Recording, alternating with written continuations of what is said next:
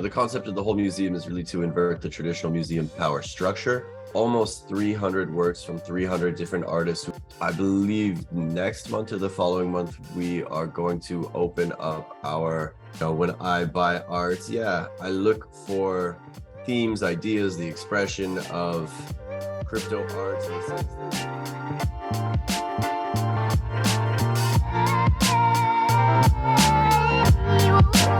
Welcome everyone, I am Kaan from NFT Horizon. Today we have the co-founder and director of Museum of Crypto Art, Colborn Bell, with us. So Colborn, how are you feeling? How are you today? Everything is great, all things considered. Okay, great. We can begin with our first question. Who is Colborn Bell and what is your background like?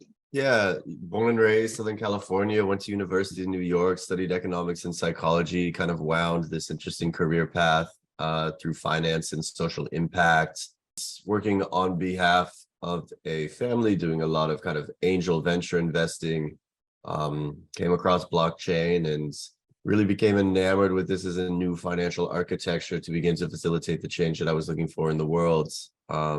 Was very involved in 2017 ICO boom, doing a lot of financing of projects and trading, and then became quite involved with NFTs as well. Can you explain that to the people who don't hear about you before? What is the Museum of Crypto Art? Yeah, the Museum of Crypto Art was a really expression of desire to begin to present and preserve the history of some of the artists that were working in the space. I found what they were doing to be incredibly valuable and under-recognized, and I also began to recognize that there was a shift in the way people would be experiencing arts and the way they would be connecting with each other and the way that global voices were being empowered to kind of trustlessly present and preserve and connect. And the museum is meant to really be an experimental center and home for these people who are working on this edge. We have a MoCA token, as far as I know. And can you explain that? What is the MoCA token and how does it support the museum? Yeah, so, the concept of the whole museum is really to invert the traditional museum power structure. Right. So instead of kind of a top-down curatorial approach in which we give the direction as directors of the foundation, we are really leveraging the power of the token to begin to build kind of this more communal stakeholder base and allow for these people to kind of drive the creative direction of the museum. So now, what that does, it kind of unlocks people's ability to begin to curate, to add to our community collection. We have this rooms architecture and ecosystem. People will be able to begin to stake their token to individuals' rooms to kind of give them some, I guess the word would be clout. And I believe next month or the following month, we are going to open up our snapshot so people can begin to direct and drive our programming, the types of works that we show, the artists that we speak about, and we're excited to that. So it's really the basis for how decisions are going to be made. Thank you for explaining that and sharing us with your upcoming updates. Can you talk about the art and artists that are showcased at the Museum of Crypto Art? Yeah, definitely. So collection that we're building is called the Genesis Collection. At this point, it is almost 300 works from 300 different artists who minted prior to December 2020.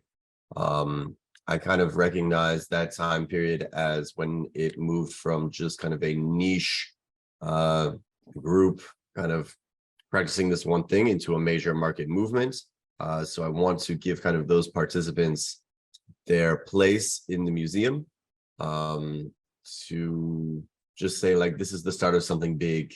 And these people were here and supported it from the very beginning. That sounds great. These connections make you stronger. And our next question is, how does the curation process work in the Museum of Crypto Art? So it's really almost open curation. The other, collection that we have is called the Community Collection.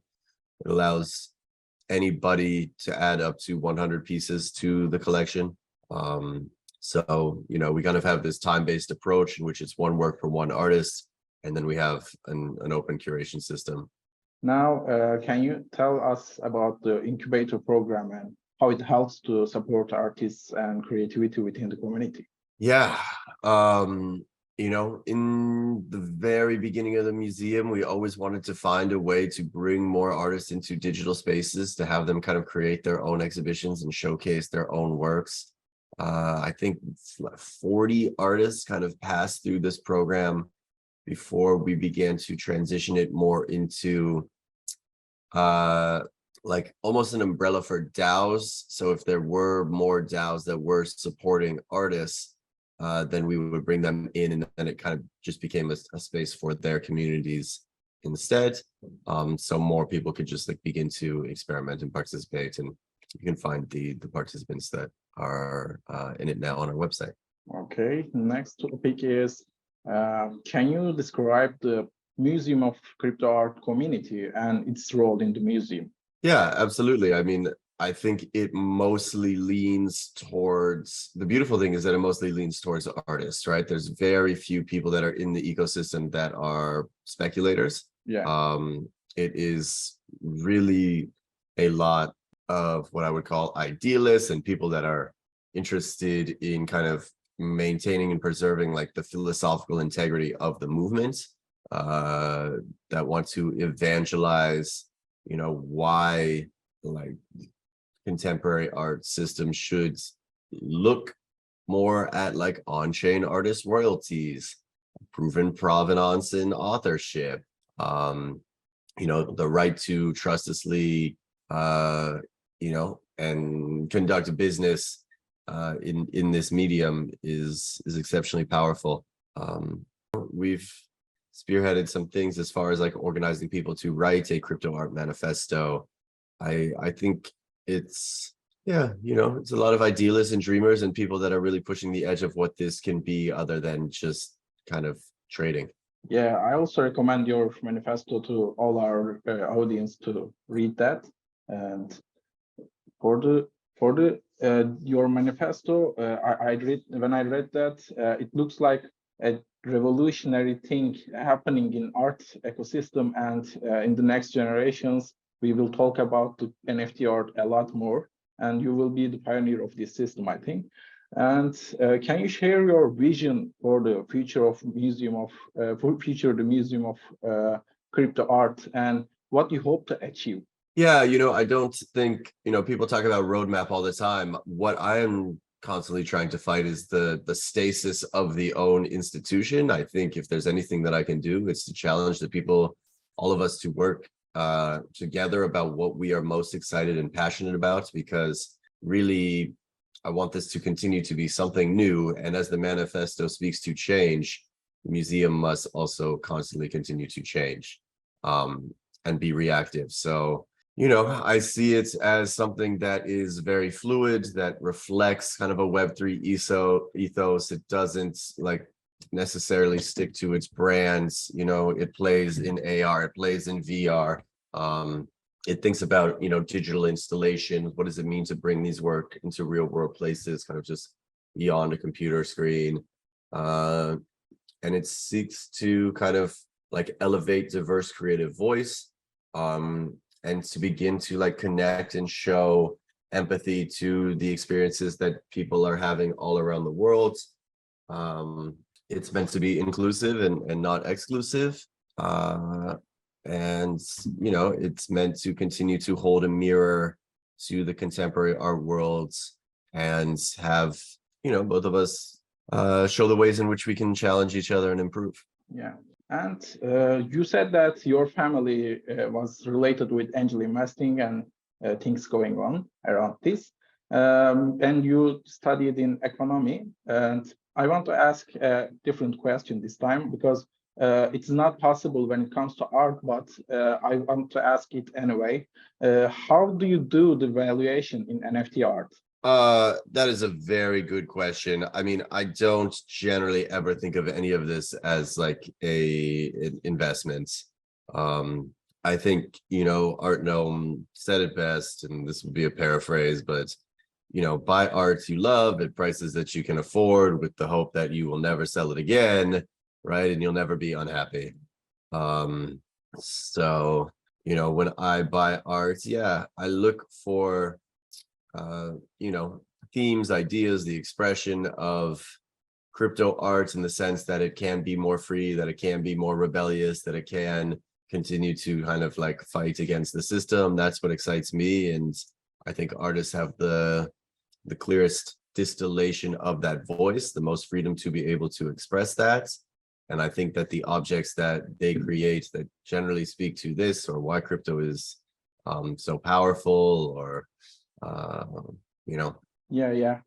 Our professor from NYU was saying that you cannot value the Picasso because it doesn't have anything you can imagine or you can make in spreadsheet, because Yeah. it is in the nature of art. Yeah. And it's our last question.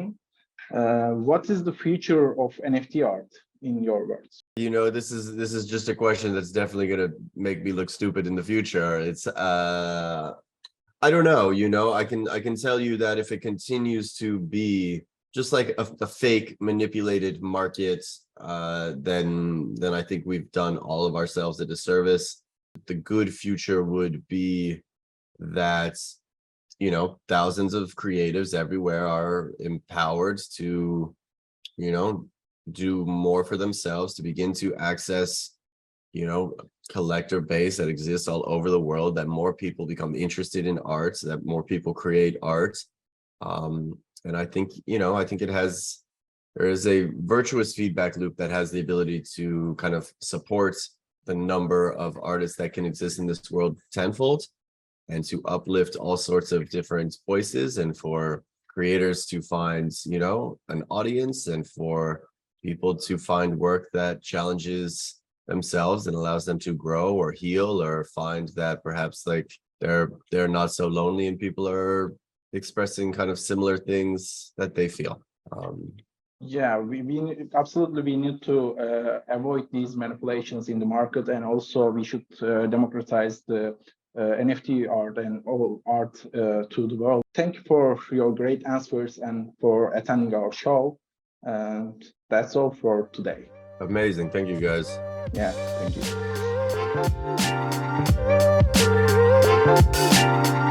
you.